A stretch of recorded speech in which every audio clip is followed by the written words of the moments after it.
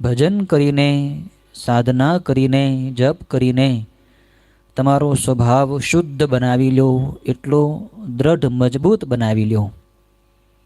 ગમે એવું ભયંકર વાતાવરણ હોય પણ તમારા મન ઉપર એની અસર ન પડે.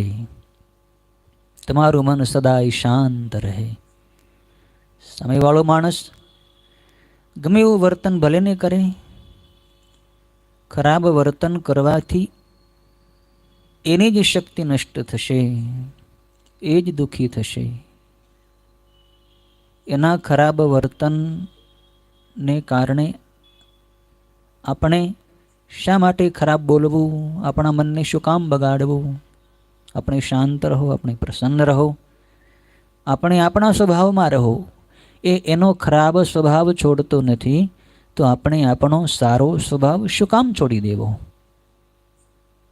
આપણો સ્વભાવ સારો છે, આપણે ભક્ત છીએ, સત્સંગી છીએ, આપણે સત્સંગમાં આવીએ છીએ, શિવની ભક્તિ, શિવની પૂજા કરીએ છીએ, આપણે સારા છીએ. સ્વભાવ સુધારવા માટેનો બીજો ઉપાય છે પોતાને સારા માનો. હું સારો છું, મારો સ્વભાવ શાંત છે, હું સદાય પ્રસન્ન રહું છું, હું સદાય ખુશ રહું છું.